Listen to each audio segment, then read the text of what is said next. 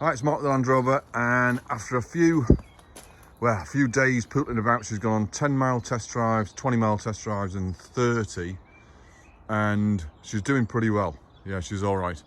So I've got to spray the top bulkhead this summer. That's got to be sprayed, and then put a clamp on there. I'm missing a clamp on the air vent.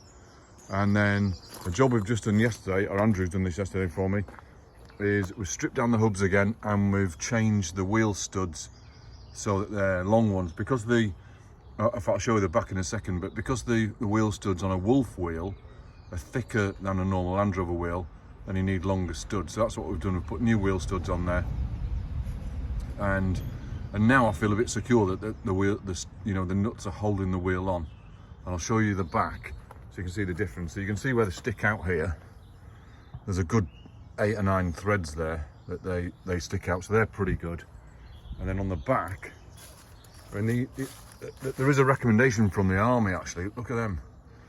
It looks like they're going to fall off, doesn't it, there? So we're going to change these as well, of course, and put longer ones on, and then it'll feel more secure. I mean, they're torqued up to 170, which is the military recommendation for these shorter studs, but they just don't they don't inspire confidence at all. So then what I've done around the back, I'm hoping you can see this, is we've changed that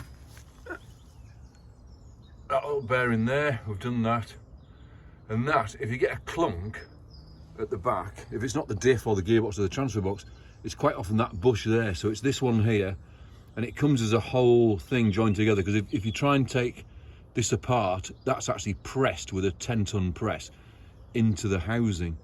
And so what we've done, we've bought the whole assembly. I've actually bought the arms on the other side, because there's two arms arms that form an A, and they're on the other side of that bush. So if you've got a clunk, and it could be worth checking out that bush. And you can see the arms there. Look, there's one arm. Oop, I can't do it now.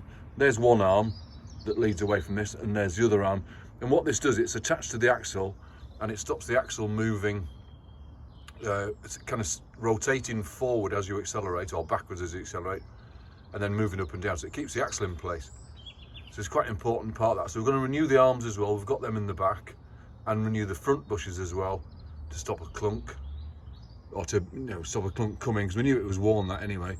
And then what I've done is I've under protected the whole base of the truck. So I've done the back there.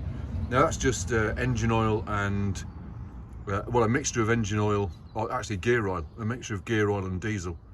And it just keeps it all nice and sweet under there. And I'll do everything that's metal, I'll do just so she looks clean and tidy, and she's magic. So that's what we've done with the Land Rover so far.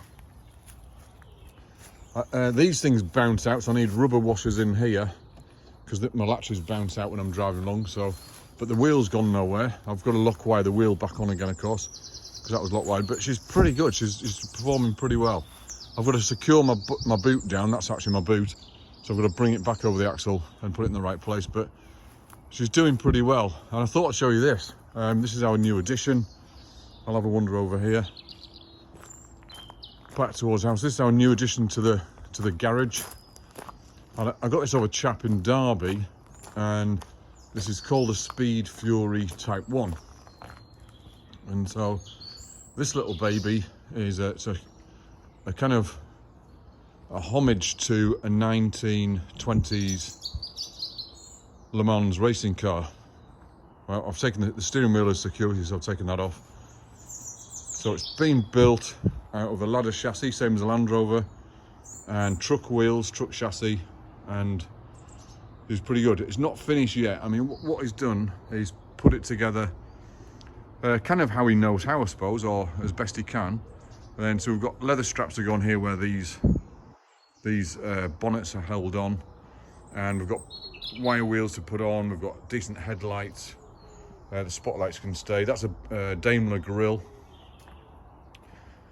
And she's pretty neat. She sounds pretty good because she's got a straight through exhaust, and she drives pretty nice. I mean, I'm quite impressed. The steering's not exactly up to the state of a modern car, and then we could do putting some nicer seats in, because the seats you lean back too much when you're driving. But she's actually a pretty neat little machine. That's a 1920s Le Mans racing car, and well, she's pretty good. She's quite a nice drive. It's all legal and stuff, MOT'd, insured and taxed and what have you. And we took her for a drive last night, and she's pretty neat to drive around in. And you get a lot of stares. It's not for people that are shy, because you get a lot of looks. But she's pretty neat. So that's our newest in the stable. And we're going to be making her a little bit better, like putting a little, we might put a wicker basket on the back of the boot. The boot's quite big actually, it's quite a big boot. And then a different windscreen. We're going to put aero windscreens on the front here. So take this off, then put aero windscreens on the top, and then leather straps across the bonnet as it should be. And then we're going to put louvers in the bonnet. Now louvers, to put louvers in aluminium, because this is aluminium built, we need to get a louver press and then press them in. So the louver press is going to be tough. We might put them on the sides as well, because I should have them on the sides as well, of course. And then she'll look more, you know, neater. Then what I've done yesterday, I've just been preserving all of the linkages, because they're exposed to the air, of course, all the time.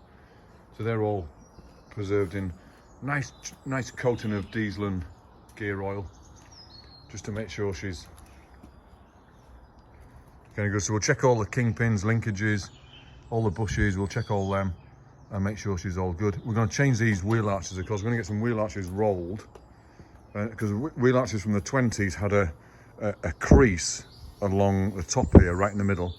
So we're going to change them so that they've got a crease. I'm going to get a guy to roller them for me.